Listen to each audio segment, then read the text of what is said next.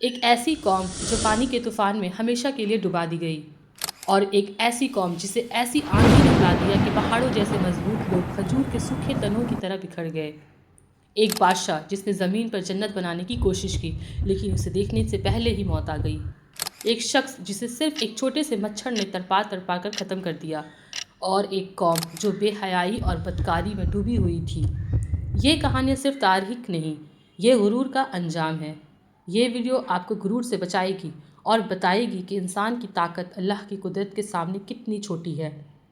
اگر آپ میں ہمت ہے تو اس ویڈیو کو آخر تک ضرور دیکھیے گا۔ تو چلیے شروع کرتے ہیں۔ سب سے پہلا بڑا واقعہ، انسانی تاریخ کا پہلا بڑا عذاب، نوح علیہ السلام کا دور۔ 950 سال۔ سوچئے، اگر کوئی انسان آج دعوت دینا شروع کرے تو 10 سال میں تھک جاتا ہے، لیکن نوح علیہ السلام نے 950 سال تک ہار نہیں مانی۔ انہوں نے کہا، اللہ کی عبادت کرو، اس کے سوا کوئی معبود نہیں۔ لیکن قوم نے کیا کہا؟ ہم اپنے بت نہیں چھوڑیں گے، یہ صرف ایک آدمی ہے ہم جیسا، اگر اللہ پیغام بھیجنا چاہتا تو فرشتہ بھیجتا۔ انہوں نے مذاق اڑایا، پتھر پھینکے، لوگوں کو روکا کہ اس کی بات مت سنو۔ پھر اللہ کا حکم آیا، کشتی بناؤ۔ ریگستان کے بیچ کشتی۔ ہر دن لوگ گزرتے ہنستے، کیا اب سمندر یہاں آئے گا؟ لیکن نوح علیہ السلام چپ چاپ کام کرتے رہے۔ کیوں؟ کیونکہ ان کا یقین لوگوں کے مذاق سے بڑا تھا۔ پھر ایک دن آسمان کا رنگ بدلا، بادل گرجنے لگے، زمین سے چشمے پھوٹ پڑے، آسمان سے پانی برسنے لگا، ایسا پانی جو رکنے کا نام نہ لے۔ ہر طرف چیخے، ہر طرف ڈر، لوگ بھاگے پہاڑوں کی طرف، لیکن اللہ کا عذاب پہاڑوں سے بھی اونچا تھا۔ اور پھر وہی لوگ جو ہنس رہے تھے طوفان میں ڈوب گئے، صرف وہ بچے جو کشتی میں تھے، جو اللہ پر یقین رکھتے تھے۔ اور قرآن ہمیں بتاتا ہے، نوح علیہ السلام کا اپنا بیٹا بھی بچ نہ سکا۔ اس سے ہمیں کیا سیکھ ملتی ہے؟ جب اللہ کا وقت آتا ہے، نہ رشتہ کام آتا ہے، نہ طاقت، نہ پیسہ، صرف ایمان۔ دوسرے نمبر پہ آتا ہے قوم عاد اور شداد کا انجام۔ انسانی تاریخ کا دوسرا بڑا سبق، قوم عاد۔ یہ عام لوگ نہیں تھے، یہ طاقت کا نشہ رکھنے والی قوم تھی۔ ان کے جسم انتہائی مضبوط، قد لمبے، عمارتیں ایسے کہ پہاڑوں کو ٹکر دے دے۔ پھر اللہ نے ان کے پاس اپنے نبی بھیجے، ہود علیہ السلام۔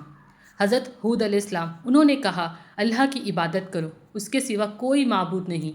لیکن جواب کیا ملا؟ غرور بھری آواز میں کہا، ہم سے زیادہ طاقتور کون ہے؟ انہیں اپنی مسلز پر یقین تھا، اپنے عمارتوں پر فخر تھا، لیکن اللہ کی قدرت کو بھول گئے۔ پھر اللہ کا عذاب آیا، نہ تلوار نہ بجلی، بلکہ ایک سخت ٹھنڈی چیختی ہوئی آندھی۔ 7 رات 8 دن مسلسل چلتی رہی۔ لوگ ہوا میں اٹھ کر گرتے رہے، ان کے جسم کھجور کے سوکھے تنوں کی طرح زمین پر بکھر گئی۔ ان کی شان، ان کا تکبر، ان کی بلند عمارتیں سب مٹی میں مل گئی۔ پھر آیا ان کا بادشاہ شداد بن عاد۔ اس نے کہا، اگر اللہ جنت دے سکتا ہے تو میں بھی بنا سکتا ہوں۔ تکبر کا یہ لیول دیکھیے۔ اس نے ارم ذات العماد کے نام سے ایک شہر بنوایا، سنہرے محل، جواہرات سے سجا ہوا شہر۔ 300 سال لگے اسے تیار ہونے میں، ہر چیز پرفیکٹ۔ جب شہر تیار ہوا، وہ اپنی بنائی ہوئی جنت دیکھنے نکلا۔ صرف ایک دن کا سفر باقی تھا، بس ایک دن، لیکن راستے میں موت آ گئی۔ نہ شہر دیکھ سکا، نہ اپنی محنت کا فخر دیکھ سکا۔ جس جنت کا دعویٰ کرتا تھا، اس تک پہنچنے سے پہلے ہی ختم ہو گیا۔ قوم عاد نے کہا، ہم سے زیادہ طاقتور کون ہے؟ اللہ نے دکھا دیا۔ شداد نے کہا، میں بھی جنت بنا سکتا ہوں، اللہ نے دکھا دیا۔ انسان جب اپنی حد بھولتا ہے تو اللہ اسے یاد دلا دیتا ہے۔ اگر غرور سے بچنا چاہتے ہو تو ہمیشہ ہمیشہ استغفر اللہ کہتے رہے۔ اب تیسرے نمبر پر آتی ہے قوم سمود۔ یہ عام لوگ نہیں تھے، یہ لوگ پتھروں کو تراش کر پہاڑوں کے اندر گھر بناتے تھے، ایسے گھر جو زمین پر نہیں پہاڑوں کے سینے میں ہوتے تھے، مضبوط، خوبصورت اور فخر کا سبب۔ انہیں اپنے انجینئرنگ پر غرور تھا، اپنی اسکل پر یقین تھا۔ پھر اللہ نے ان کے پاس اپنے نبی بھیجے، حضرت صالح علیہ السلام۔ انہوں نے کہا، اللہ کی عبادت کرو، اس کے سوا کوئی معبود نہیں۔ لیکن جواب کیا ملا؟ انہوں نے چیلنج دیا، اگر تم سچے نبی ہو تو کوئی نشانی دکھاؤ۔ تکبر دیکھیے۔ پھر اللہ نے ایک ایسا معجزہ دکھایا جو انسانی سوچ سے باہر تھا۔ پتھر کے سینے کو چیرتے ہوئے ایک زندہ اونٹنی نکل آئی، زندہ سانس لیتی ہوئی ان کی آنکھوں کے سامنے۔ ان سے کہا گیا، اس اونٹنی کو تکلیف نہ دینا، یہ اللہ کی نشانی ہے۔ لیکن غرور پھر جیت گیا۔ انہوں نے مل کر اس معجزہ اونٹنی کو مار ڈالا اور پھر کہا، اگر عذاب آنا ہے تو لے آؤ۔ انہیں لگتا تھا کچھ نہیں ہوگا۔ پھر حضرت صالح علیہ السلام نے کہا، 3 دن تک اپنے گھروں میں رہ لو۔ 3 دن، سوچئے موت کا کاؤنٹ ڈاؤن۔ پہلا دن گزرا، دوسرا دن گزرا، تیسرا دن، اور پھر ایک زبردست چیخ، ایسی چیخ جو روح ہلا دے۔ زلزلہ آیا، زمین ہلی، اور وہی لوگ جو پہاڑوں کو تراشتے تھے اپنے مضبوط گھروں میں ہی بے جان گر گئے۔ ان کا ہنر، ان کی طاقت، ان کی عمارتیں انہیں بچا نہ سکی۔ آج بھی ان کے گھر موجود ہے، مادئین صالح میں، خالی خاموش عبرت کے لیے۔ یہ تھی تکبر کی انتہا اور ان کا انجام۔ قوم سمود نے نشانی مانگی، اللہ نے نشانی دی، لیکن جب انسان کا دل بند ہو جائے تو معجزہ بھی اثر نہیں کرتا۔ ایمان صرف دیکھنے سے نہیں آتا، دل کے جھکنے سے آتا ہے۔ چوتھا نمبر آتا ہے نمرود کا۔ وہ ایک طاقتور بادشاہ تھا، بڑی سلطنت، بڑی فوج، بے پناہ قدرت، لیکن طاقت جب حد سے بڑھ جائے تو انسان خود کو ہی خدا سمجھنے لگتا ہے۔ یہی ہوا نمرود کے ساتھ۔ ابراہیم علیہ السلام کے دور میں حضرت نمرود نے خود کو خدا قرار دے دیا، نعوذ باللہ۔ لوگ اس کے سامنے جھکتے تھے، اس کے حکم پر لوگوں کی جان لی جاتی تھی۔ پھر ایک دن حضرت ابراہیم علیہ السلام نے اس کے سامنے حق کی بات رکھی۔ انہوں نے کہا، میرا رب زندہ کرتا ہے اور موت دیتا ہے۔ نمرود ہنس پڑا۔ اس نے 2 قیدی بلوائے، ایک کو چھوڑ دیا اور ایک کو قتل کر دیا۔ پھر فخر سے کہا، دیکھا، میں بھی زندہ کر سکتا ہوں اور میں ہی موت دیتا ہوں۔ لیکن حق کا جواب لاجک سے نہیں، حقیقت سے دیا جاتا ہے۔ حضرت ابراہیم علیہ السلام نے کہا، اللہ سورج کو مشرق سے نکالتا ہے، اگر تم خدا ہو تو اسے مغرب سے نکال کر دکھاؤ۔ بس یہاں سے کہانی بدل گئی۔ نمرود کے پاس کوئی جواب نہیں تھا، نہ فوج کام آئی، نہ طاقت، نہ تخت۔ وہ خاموش ہو گیا۔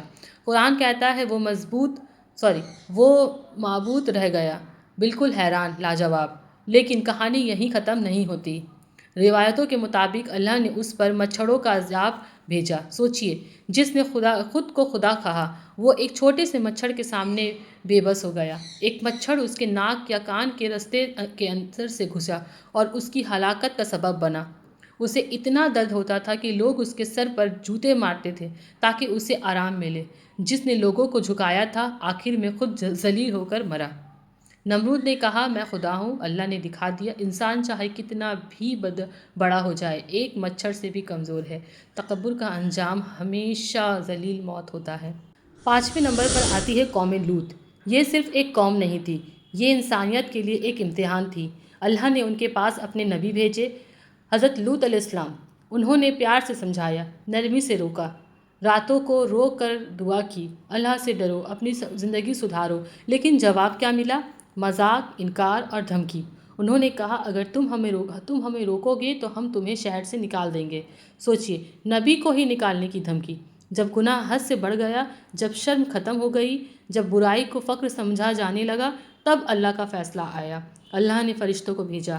رات کا وقت تھا، شہر سو رہا تھا، انہیں اندازہ بھی نہیں تھا، اور پھر بستی کو جڑ سے اٹھا لیا گیا اور الٹ دیا گیا۔ آسمان سے پتھروں کی بارش ہوئی، سب کچھ ختم۔ جو کل تک ہنس رہے تھے آج مٹی کے نیچے تھے۔ قرآن میں یہ واقعہ مختلف مقامات پر بیان ہوا ہے تاکہ ہم بھول نہ جائیں۔ قوم نوح، قوم عاد، قوم سمود، نمرود، قوم لوط، سب میں ایک چیز کامن تھی، غرور، تکبر اور اللہ کے حکم کو چیلنج کرنا۔ جب انسان حد پار کرتا ہے تو اللہ کو صرف ایک لمحہ لگتا ہے سب چھین لینے میں۔ یہ کہانیاں صرف ہسٹری نہیں ہے، یہ وارننگ ہے۔ یہ قرآن میں اس لیے محفوظ ہے تاکہ ہم سیکھیں، سمجھیں اور سیدھا راستہ اختیار کریں۔ اگر آپ چاہتے ہو کہ اللہ ہمیں غرور سے بچائے تو کمنٹ میں لکھو استغفر اللہ۔ اس سیریز کا پارٹ 2 چاہیے، کمنٹ میں لکھو پارٹ 2۔ اور اگر آپ حقیقت سننا پسند کرتے ہو تو پلیز اس چینل کو سبسکرائب کرنا اور لائک، شیئر، کمنٹ کرنا نہ بھولیں۔ السلام علیکم۔